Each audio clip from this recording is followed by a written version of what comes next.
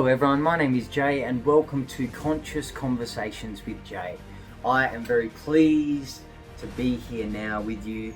Some time ago I had an idea to approach some colleagues of mine who all work in different streams of the helping profession, and I asked them if they'd be prepared to share what the most common theme, what the most common issue is that clients are presenting with in 2025, and also what's the antidote that they are prescribing to that most common theme.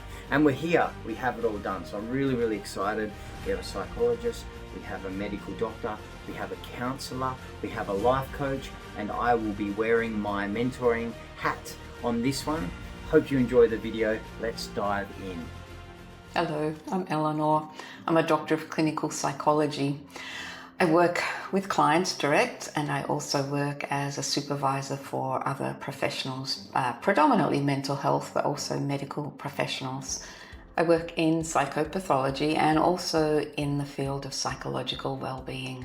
The main themes and challenges I've noticed in 2025 are, of course, as varied as the people who've been coming to work with me, although I am noticing a common root at many of the concerns presenting this year.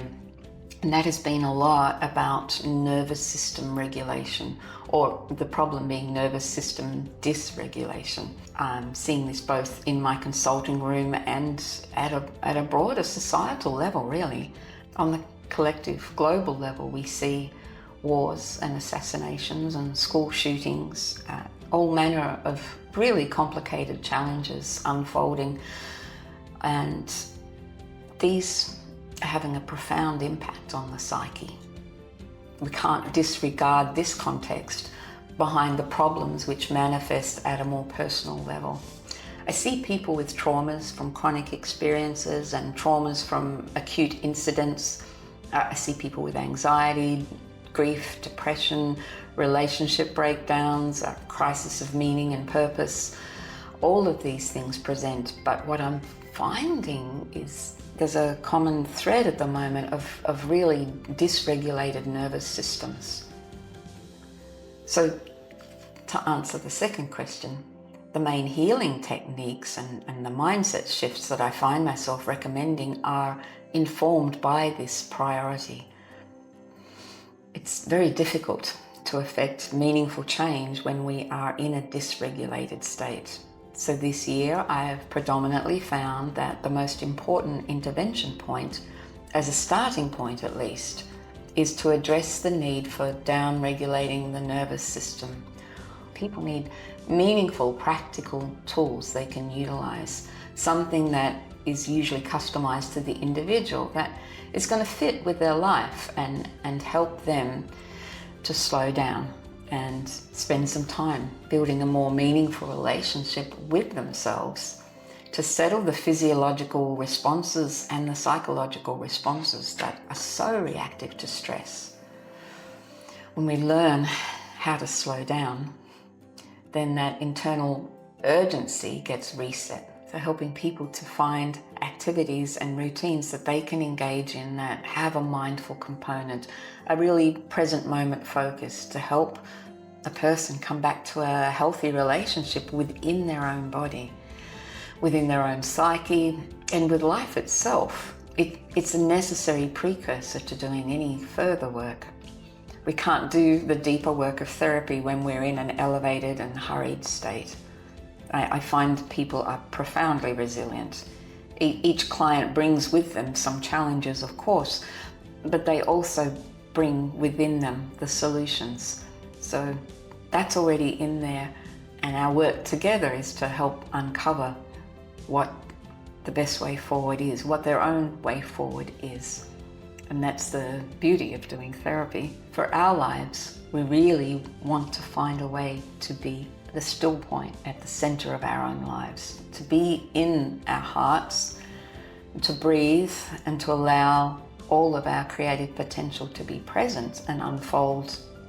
From there, we have access to our intuition and that sense of what the best way forward is. We can come to a better understanding of what the next best step is each moment. So it's been a great privilege to work with people in this capacity in 2025. Thank you. Hello, I'm Dr. Jenna Cornell.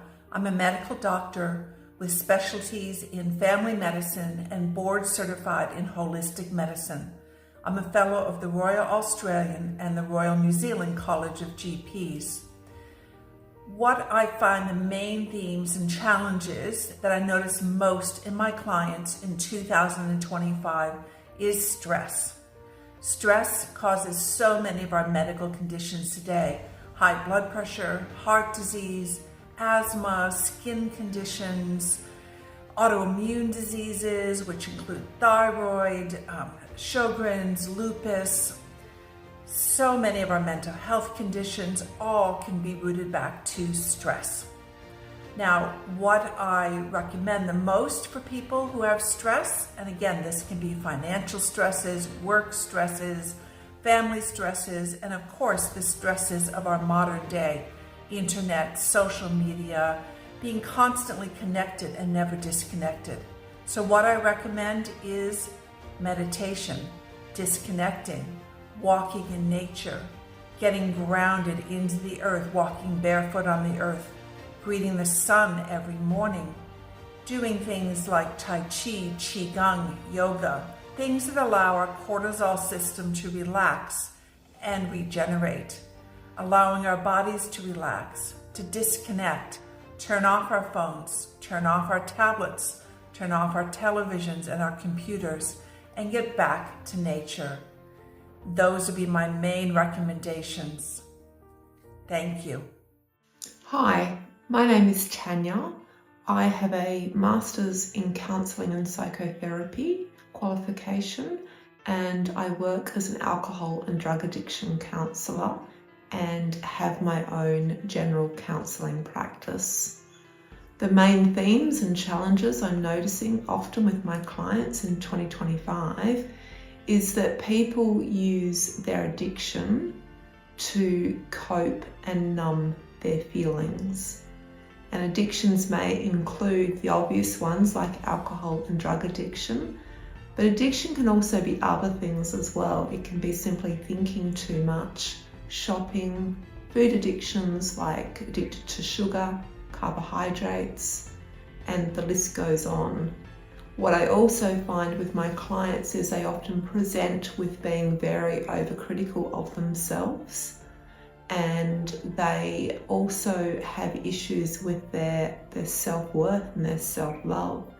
So often people will come and see me and they feel that deep sort of sense of loathing, not good enough, unworthy, defective, damaged.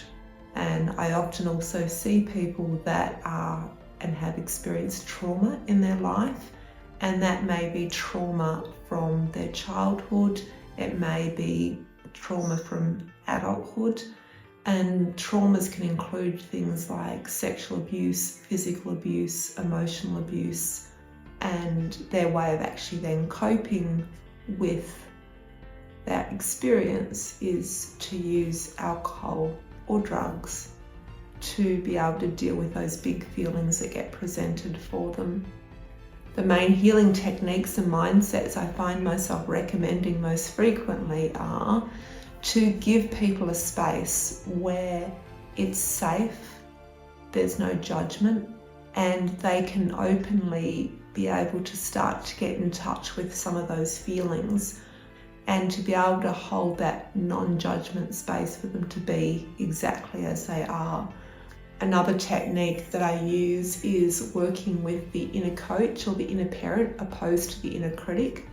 Often people are very critical of themselves, and I will work with them to identify when they're being critical of themselves and actually being able to have a really firm boundary with that part of them that can be very critical. And I'll work with the client so that when they find themselves being critical, that they will actually do a firm no in a way that's loving and compassionate, and then being able to use that resource of working with the inner coach or the inner parent to be able to support, encourage and uplift themselves. And clients actually find that very helpful. When I'm working with people, another technique I use is actually being kind and patient with ourselves. because a lot of our behaviours and patterns of beliefs we've actually been playing out for a very long time. So to expect that we're going to change that overnight is really the impossible. But what we can do is we can look at slowly, gradually changing our behaviour, and while we're doing this, actually being really kind and patient with ourselves. Another tool that I work with is self-love, because a lot of people struggle with this. So what I will do with a client is actually encourage them to find ways that they can actually love themselves. And a simple technique may be looking in the mirror each day and saying to themselves, hey, I love you. And people get a lot of success from that. Another thing I tend to work with is self-care. And self-care for me is something that I've personally found really helpful, and I encourage all my clients to look at what their own unique expression of self-care is. I tend to show people how to meditate, and that may be simply being aware of your feet on the ground and doing that for a few minutes, or it may be actually just being aware of your breath. So being aware of your natural breath as you breathe in and out, and by slowing down the breath and taking deeper breaths, it enables us to just get a bit more grounded and present in the here and now. So thanks for listening. I hope you found that helpful. Hi, my name is Kat Cronin. I'm the founder of The Art of Alchemy, of Gaia's Heartbeat, and a co-facilitator with the Global Coaching Academy.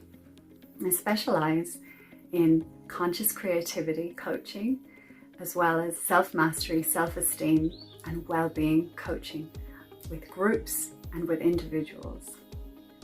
I love to work with trauma sensitivity and also somatic healing and transformation, really deep work with transformative coaching. I love helping people to transform their lives and to make really grounded, lasting change so that they can really live their lives fully alive and feel really delicious in themselves, delicious inside. My main clients are artists, creatives, healers, and medical professionals, and just generally absolutely brilliant people that have often no idea just how brilliant they are yet. I also work very deeply with women and women's programs and really helping women to become all that they can be. The main themes and challenges that I'm noticing with my clients in 2025 are, number one would be people report losing their mojo, a feeling of disconnect and discontent, a disconnect with themselves and their lives and the people in their lives, and often with their career. They could get a feeling sense that there's more to life, and they're not really sure how to connect with that. Not really sure, but they know there's a big juicy reality that's available to them that they're not reaching, and they're just feeling flat and lackluster. Often people bring and have beliefs that they have low energy, lack of energy, not enough time, not enough in general. They're really feeling there is no abundance available to them, and it's become kind of an ingrained belief. So it's become, as far as they're concerned, the truth.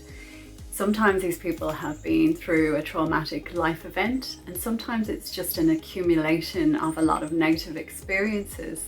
So if someone's repeatedly had negative experiences, it can feel very challenging to take the chance to try something new, to step outside of the comfort zone and to embrace life in that way, to listen to the heart's knowing and have a go at something new.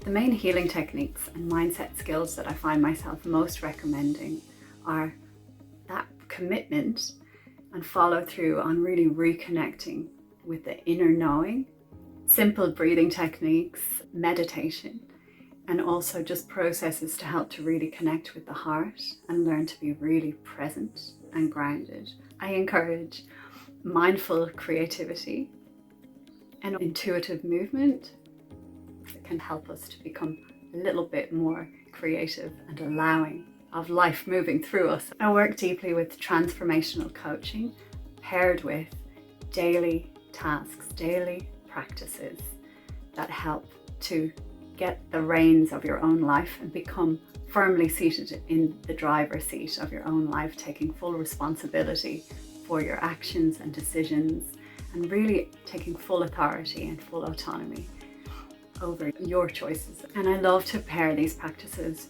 with a really proactive, energetic hygiene, clearing out the entire energy system, clearing out all the old and making space for the new, and helping to keep our integrity. Another technique that I love to share with clients is the technique of learning to reparent yourself, learning to provide a kind and nurturing space for yourself, really learning to hold that almost therapeutic space for yourself so that you can be steady, be whole, and a piece of steadfastness with yourself as you're making grounded change, as things are changing in your life and the sands under your feet are moving. You can learn to kind of be that steady parent, giving corrective experience, an experience of reparenting, staying with ourselves, no matter what's coming up, no matter if we're having a turbulent feeling experience or we're trying something new out in the world. Hello everyone, my name is Jay, and for those of you who don't know, I am the host of this channel, which is Conscious Conversations with Jay. I am also a qualified and working mentor, life coach, and holistic counsellor. Today I put my mentor's hat on. As you can see, it's a lovely wide brim, colourful mentor's hat. And I'm going to be chatting to you about the most common issue, the most common theme that clients, that mentees are presenting with in 2025. I asked myself this question. The first thing that came to me was trauma. Now, trauma is a massive topic, very complex, and I'm not going to get through every detail about trauma in 5 minutes. But ultimately, everybody that I'm working with, whether that's one-on-one consultations, group mentoring, or workshops, all have a level of trauma. They are all dealing with pain and hurt from their past that is yet to be resolved, and that is limiting them in these now moments. So everybody that I'm working with, they want to be the best version of themselves. They want to be more authentic. They want to live a truly fulfilling life, and they know that they're not doing that. So our job is to look at why they're not, what's getting in the way of that, and there is always traumatic experiences that they have been through that they haven't dealt with yet. Things that they have not come to terms with and made peace with. Now, the way that we work with this mostly, and the most common antidote that I prescribe, is something that I call timeline work.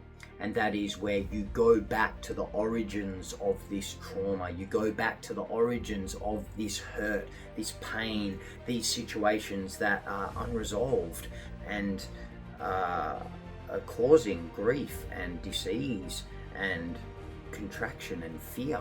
Now, in these moments, we go back to those points of origin as the adult that we are now, and we give that part of ourselves what they missed out on, what they need.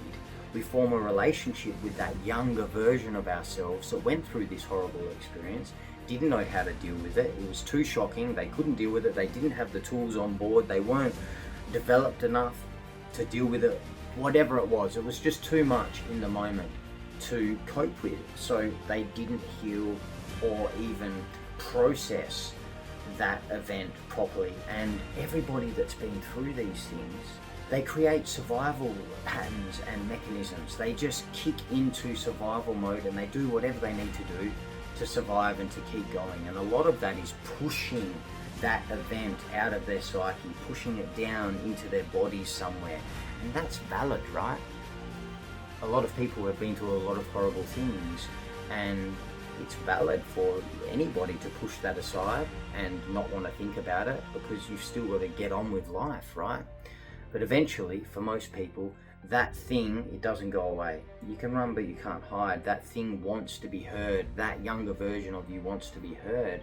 And so it's, my experience of that is it's pressing upon you to putting its hand up saying, hey, you forgot about me. What about me? This is, pretty terrible, and I need some love, acceptance, and I need to be seen, I need to be heard. And that can play out in all sorts of ways. But ultimately, The people that are presenting in 2025 are presenting with trauma to varying degrees, and the antidote to that is to build a relationship with that traumatized part and to give that part the love, the nurture, the nourishing, the acceptance, the gentle shoulder to cry on, a listening ear. Sometimes it needs some discipline. Sometimes those parts need discipline because they can be out of control trying to get attention because of this thing that's happened. So that's how we work with it. We go back, we form a relationship, we reparent those parts. And my experience with that is when that part feels heard, when there is enough love there, when there has been enough acceptance and that part's really being seen and brought back into the heart and all the judgment has been released on all levels, then healing happens, harmonizing happens, and that person is then changed in this current now moment. Well, there we have it. 5 people who all work in different streams of the helping profession, sharing about their experience of clients in 2025. I hope that's been helpful for all of you out there, and I look forward to seeing you on the next episode.